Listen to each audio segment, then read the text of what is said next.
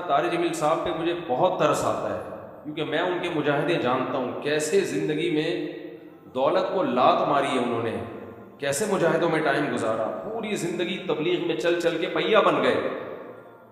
آج ہر دوسرا آدمی یہ لینڈ کروزر میں گھومتے ہیں، یہ بھائی وہ کروڑ پتی خاندان میں پیدا ہوئے ہیں، پھر بھی انہوں نے دولت کمائی نہیں، جو کچھ ملا باپ کی وراثت ہے۔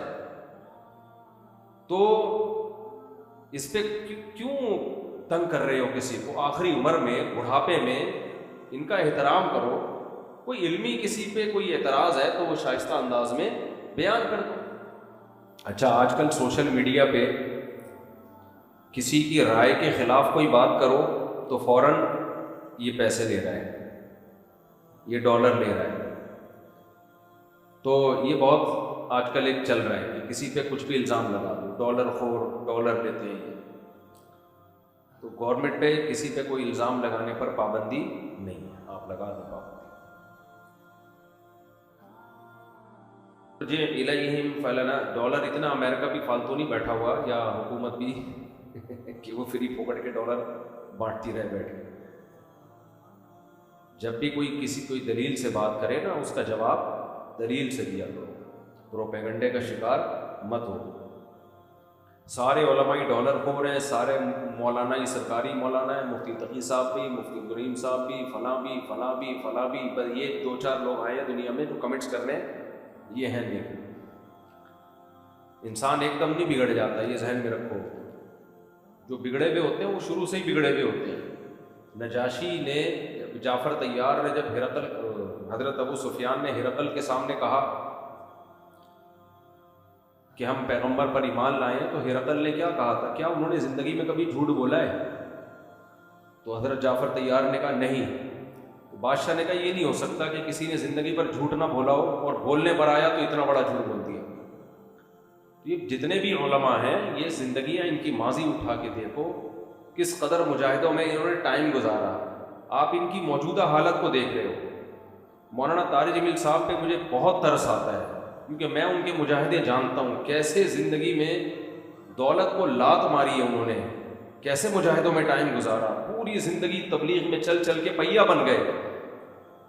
آج ہر دوسرا آدمی یہ لینڈ کروزر میں گھومتے ہیں، یہ بھائی وہ کروڑ پتی خاندان میں پیدا ہوئے ہیں، پھر بھی انہوں نے دولت کمائی نہیں، جو کچھ ملا باپ کی وراثت ہے۔ تو اس پہ کیوں تنگ کر رہے ہو کسی کو؟ آخری عمر میں، بڑھاپے میں ان کا احترام کرو۔ کوئی علمی کسی پہ کوئی اعتراض ہے تو وہ شائستہ انداز میں بیان کر دو۔ کیسی انگلیاں اٹھا رہے ہیں دربار میں جانے والے، کبھی 1 روپے کے لیے کسی سرکاری دربار میں نہیں گئے ہیں، 1 روپے لینے کے لیے بھی نہ کسی سے ملے ہیں۔ جب ملے ان کو تبلیغ کرنے کے لیے ملے، وہ مبلغ ہیں، داعی ہیں۔ اور یہ جتنے لوگ اعتراض کر رہے ہوتے ہیں نا، خود ان کا ذرا سا بھی کام ہونا تو پھر دیکھو یہ کیسے درباری بنتے ہیں۔ تو جس کو باپ سے دولت ملی ہے اس کو بھی چین سے نہیں جینے دیتے۔ باقی کوئی اعتراض ہے کرو، ہاں کچھ یہ ضرور ہے کہ ایسے مشہور لوگوں کو بعض دفعہ کچھ دائیں بائیں لوگ کیش کرا رہے ہوتے ہیں، دائیں بائیں کچھ لوگ ایسے ہوتے ہیں جو ان کے نام کو استعمال کر رہے ہوتے ہیں۔ تو وہ ٹھیک کا مطلب یہ نہیں کہ ان کے دائیں بائیں کوئی بھی ہوگا وہ بھی 100% ٹھیک ہی ہوگا۔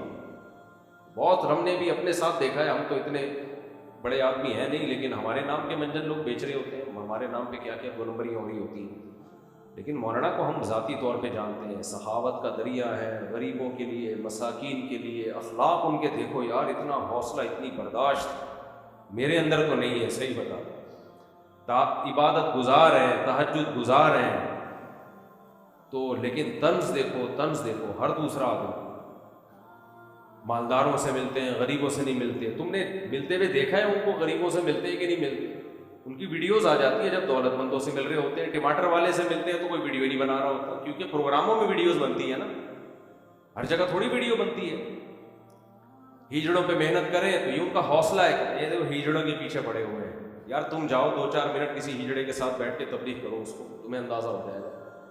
تو بس کر دو منفی باتیں پھیلانا، بس کر دو۔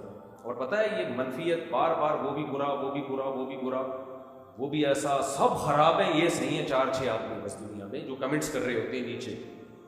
منفی سوچتے رہنے سے نا انسان ڈپریشن کا ڈبہ بنتا ہے اور تھوڑے دنوں میں اپنی موت خود ہی مر جاتا ہے. مثبت سوچنا سیکھو, پازیٹیو سوچنا سیکھو. سمجھتے ہو کہاں سے کہاں بات چلی گئی؟ وہ انٹرویو لیا نا ان سے پوڈ کاسٹ میں کہ آپ تو سادگی کی تعلیم دیتے ہیں اور خود آپ گاڑیوں میں گھومتے ہیں. تو سلیمان علیہ السلام سادگی کی تعلیم دیتے تھے کہ نہیں دیتے تھے؟ جن کا ہم واقعہ سن رہے ہیں. اور ایسا عرش رکھا ہوا تھا, آگے آ رہا ہے, ایسا تخت, لگژری تخت تھا کہ آپ کی سوچ جہاں ختم ہوتی ہے وہاں سے سلیمان علیہ السلام کا تخت شروع ہوتا ہے. تو دولت رکھنا سادگی کے خلاف نہیں ہے. سمجھتے ہو گے نہیں سمجھتے؟ ایک صاحب کہنے لگے ایم ٹی جے کی پروڈکٹ کی قیمتیں دیکھو تو ہوش اڑ جاتے ہیں. تو مت خریدو نا, ساتھ والی غریب والی دکان سے خرید لو. بہت زیادہ قیمت پہ بیچ رہے ہیں تو مت خریدو بھائی. اور وہ کون سا دکان پہ بیٹھ کے بیچ رہے ہیں؟ تو نیچے لوگ ان کا بزنس سنبھالا ہوا ہے, نام ان کا استعمال ہو رہا ہے, اور اگر بیچ رہی ہے ڈبل ٹرپل کر کے بیچ رہے ہیں تو آپ مت خریدو نا. آپ کا دماغ خراب ہے, وہیں سے لوگے آپ. انہوں نے کہا ہے کہ جو میرے ایم ٹی جے سے جو خوشبو نہیں خریدے وہ دار اسلام سے خارج ہے. مت خریدو یار, آپ بے وقوف ہو. تو پرسنل لائف میں اس طرح سے, جو میں نہیں کہہ رہا وہ فرشتے ہیں ان سے غلطی نہیں ہو سکتی, کوئی علمی لحاظ سے کسی پر کوئی اشکال ہو تو مہذب طریقے سے کیا جا سکتا ہے, وہ ٹھیک ہے. تو اللہ کے پیغمبر کے علاوہ کوئی بھی غلطی سے پاک نہیں ہے. تو بہت افسوس ہوتا ہے, قوم جو ہے نا بہت منفی سوچتی ہے, بہت منفی سوچتی ہے. خیر اچھا بھائی, تو سلیمان علیہ السلام نے فرمایا ارجی الیہ, واپس. وہ ہدیہ لے کر آئے تھے, اس کا خیال یہ تھا یہ ہدیہ دیکھ کے کیا ہو جائے. ہاں میں یہ کہہ رہا تھا کہ جس نے زندگی میں کبھی ڈالر نہ لیے ہوں حکومت سے, اسٹیبلشمنٹ سے, امریکہ میں, وہ کیوں اب ڈالر لے کے غلط بیانی کریں؟ آپ یہ بول دو اس کے بیان پہ ہمیں اعتراض ہے, ہم ان کے بیانیہ سے متفق نہیں ہیں. یہ نہیں بولو کہ ڈالر لیے ہوئے, یہ نہیں بولو. اور آج جو بول رہے ہیں کہ وہ انہوں نے فلاں سے ڈالر لیے ہوئے, یہی بات جب وہ ان سے مل رہے تھے تو وہ کہہ رہے تھے انہوں نے فلاں سے ڈالر لیے ہوئے. یعنی یہ بھی ڈالر دے رہے ہیں, وہ بھی ڈالر دے رہے ہیں, تو یہ سب سے ڈالر لے رہے ہیں. اور یہ نہیں ہوتا بھائی. جب ان سے ملے تھے انہوں نے ڈالر دیے تھے تو یہ والے تھوڑی دیں گے, بولے کہ تو اس کا آدمی ہے. پھینکتے رہو پھینکتے رہو, گورنمنٹ کی طرف سے کوئی پابندی نہیں ہے پھینکنے پر. اچھا بھائی, تو ہم چلتے ہیں. تو سلیمان علیہ السلام نے فرمایا ارجع, واپس. آپ ان کی رائے سے اختلاف کرو, سیاست میں بھی اختلاف کرو ان سے. ہم یہ نہیں کہہ رہے جو ان کے سیاسی موقف ہے آپ اس کی حمایت کرو, نہ. آپ اختلاف کرو ان کے سیاسی موقف سے. آپ بولو آپ کی جو سیاسی رائے ہے ہم اس سے متفق نہیں ہیں, 100 دفعہ کرو. یہ نہیں بولو کہ آپ اس رائے میں مخلص نہیں ہیں, آپ پیسے لے کے یہ رائے دے رہے ہیں. یہ بہت بڑا الزام ہوتا ہے. پیسے دے کے بیانیاں بدلنا, یہ کوئی بہت ہی غلیظ پلید آدمی ہوتا ہے جو یہ کام کرتا ہے. یہ کوئی بہت زیادہ اس کے لیے گندا ہونا پڑتا ہے, جو اچانک نہیں ہو جاتا. جو پیدائشی گندے ہوتے ہیں, باپ دادا سے یہ چیزیں سیکھی ہوتی ہیں. ہرقل نے کہا تھا ابو سفیان سے 40 سال کسی نے جھوٹ نہیں بولا, اور وہ جھوٹ بولنے پر آئے تو اتنا بڑا جھوٹ کہ میں اللہ کا پیغمبر ہوں, یہ نہیں ہو سکتا. کسی نے زندگی میں کبھی چوری نہ کی ہو, اچانک بینک میں کروڑوں روپے کا ڈاکہ ڈال دے, ایسا نہیں ہو سکتا بھائی. شروع میں چپل چوری, پھر آہستہ آہستہ یہ بڑے بڑے جو ڈاکو ہیں نا جو آگے تک پہنچ کے ہمارے, تو یہ ایسے نہیں ہوتے. اب کہیں گے دیکھا پیسے لیتے, پیسے لیے اس لیے نام نہیں دے رہا, کر رہا ہے. کوئی پیسے نہیں لیے میرے بھائی, اس لیے کر رہا ہوں کہ ایک نیا ایشو نہ کھڑا ہو جائے. تو سمجھ گئے ہوں گے نا کا کیا مطلب ہے. تو شروع میں چپل چوری, پھر ہوتے ہوتے آج اللہ نے ماشاءاللہ کیا اونچا عظیم مقام دے دیا ان کو. تو ایسے ہوتے ہیں لوگ جو پیسے بھی لیتے ہیں. مولانا کی زندگی دیکھو, بیچارے میڈیکل سائنس پڑھ رہے تھے, ڈاکٹر بن رہے تھے. ارے طارق بھائی ماشاءاللہ آپ کی عمر ماشاءاللہ بہت لمبی ہوگی انشاءاللہ. طارق بھائی نے بہت بندے مار دیے اب تک ماشاءاللہ, اللہ نے ان کو صحت مند مارے, مطلب ان کی زندگی میں چلے گئے اور اللہ اور صحت دے آپ کو. تو ان کا قصہ بعد میں سناؤں گا, یہ ہماری تفسیر نہ رہ جائے. کیا کہہ رہا تھا میرے دماغ سے نکل گیا, دیکھو.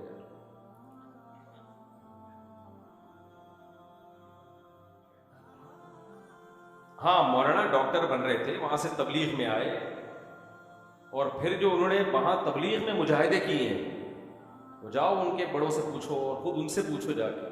پوری زندگی کہتے ہیں میں سفر کا مجھے شوق ہی نہیں تھا, میں چاہتا تھا مدرسے میں تدریس کروں. بڑوں نے بولا نکلو سفر پہ. ایک دفعہ میں نے ان کا بیان سنا, کہہ رہے ساری زندگی سفر کرتے کرتے پہیا بن چکا ہوں میں, ساری زندگی دعوت و تبلیغ میں گزری، تہجد میں، نمازوں میں، عبادت میں، گھنٹوں گھنٹوں دعائیں. یہ تو بند کمرے کی چیزیں ہیں نا. تو وہ ڈالر نہیں لیں گے بھائی. ان کی رائے سے اختلاف کرو کہ حضرت آپ کی رائے ٹھیک نہیں ہے، غلط ہے، علمی اختلاف ہے وغیرہ وغیرہ. یہ کہنا کہ وہاں سے پیسے لیے ہیں، وہاں سے پیسے لیے. اسی طرح ان کی رائے کے خلاف اگر کوئی جاتا ہے دوسرا عالم، بعض علماء ان کی رائے کے بالکل 180 ڈگری پر ہے، کہتے ہیں بالکل غلط کہہ رہے ہیں کہ یہ سیاسی رائے ہو یا کوئی بھی، تو وہ بھی پیسے نہیں کھا رہے، ان کی بھی اپنی ایک رائے ہے. تو یہ بولو بھائی ان کی رائے سے ہمیں اختلاف ہے یا ان کی رائے سے ہمیں اتفاق ہے. یہ جو ہے نا ڈالر اور اسٹیبلشمنٹ اور امریکہ، یہ الزام آسان نہیں ہے. اور جو کمنٹس کر رہے ہوتے ہیں زیادہ تر انہیں میں اس طرح کے جراثیم ہوتے ہیں. کیوں لیں گے بھائی؟ ہم نے لینے ہوتے تو ہم اس وقت لے لیتے جب ہمیں بہت شدید ضرورت تھی. لوگ کہتے ہیں اس وقت آپ مشہور نہیں تھے. ہم بہت پہلے سے مشہور ہیں، کبھی خوشبو لگا کے آؤ ہم بتائیں گے. بہت بڑا کراؤڈ ہمارے بیان میں. میرے بیان میں مجھے یاد ہے ایک جمعے کی مسجد میں نے بیان کیا تھا، 1998 کی بات ہے. اتنا کراؤڈ تھا اس میں، 1998 کی بات کر رہا ہوں میں. سوشل میڈیا کے آنے سے پہلے بھی ہمارے بیان میں کافی کراؤڈ ہوا کرتا تھا. اور مجھے یاد ہے 2006 میں کسی دعوت پہ میں گیا، علماء بیٹھے ہوئے تھے، سادہ موبائل ہوا کرتے تھے. 1.5 گھنٹے ہم وہاں بیٹھے رہے ہیں، مسلسل کالز آتی رہی ہیں. 1.5 گھنٹے کے دوران پوری دنیا سے لوگ مسائل پوچھ رہے تھے. کوئی وہاں سے فون آتا، اس کا جواب، اس میں فون اٹھا لیا کرتا تھا. تو وہ بھی علماء حیران ہو رہے تھے، بھائی اس بندے کے پاس 1 سیکنڈ کے لیے فون بند نہیں ہوا ہے، کہاں کہاں سے کال آ رہی تھی اس کو. یہ تو اب میڈیا کا دور تو اب آیا ہے، نیٹ پہ ہم بات میں گئے. تو ہم نے اس وقت کسی سے پیسے نہیں لیے، اب کیوں ہم پیسے لیں؟ اور اس وقت تو ہم غریب غربا قسم کے آدمی تھے وہ تو. اور اس وقت بھی حالات بہت کچھ گئے آگے، ایسے خراب حالات ہوئے ہیں کہ اس میں بھی الٹا سیدھا بیان دیا جا سکتا تھا امریکہ کو خوش کرنے کے لیے، اسٹیبلشمنٹ کو خوش کرنے کے لیے. تو رائے سے اختلاف ضرور کیا کرو. یہ جو ڈالر کا اور فلانے کا پٹھو ہے، فلانے کے پیسے لے رہا ہے، یہ منجن پڑھے لکھے لوگوں میں نہیں دکھتا. اچھا میرے بھائی، ابھی ہمارے کسی جاننے والے کا ایکسیڈنٹ ہو گیا سول ہاسپٹل میں. مجھے فون کر رہے ہیں 2 دن سے کوئی سول میں جاننے والا ہو. میں نے کہا کوئی جاننے والا سول میں نہیں. پھر کہنے جینا میں بتا دو. میں نے کہا نہیں، ہمارے اپنے قریبی رشتے دار ہیں. کہہ رہے ہیں یار آپ تو ایسے ہی اتنے مشہور ہو. میں نے کہا بھائی ہمارے پاس تو کسی کا نمبر نہیں ہے، کوئی جاننے والا نہیں. بیچارے پھر 7-8 لاکھ روپے پرائیویٹ ہاسپٹل میں خرچہ ہوا. ٹانگ ابھی ان کی جڑی ہے، عیادت تک کے لیے نہیں جا سکا 2-3 دن. اتنی مصروفیت.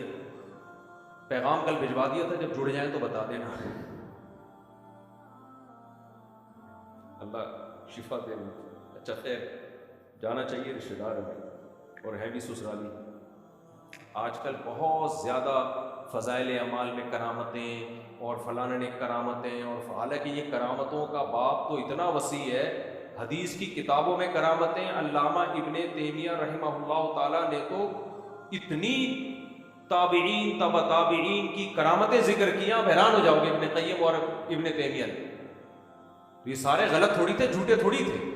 کوئی قبر میں نماز پڑھ رہا ہے مرنے کے بعد، کوئی کسی کا گدھا زندہ ہو رہا ہے، اہل اللہ کے واقعے، سب محدثین واقعات لکھ رہے ہیں. یہ صرف فضائل اعمال میں نہیں ہے، کتابیں بھری ہوئی ہیں ایسے واقعات سے.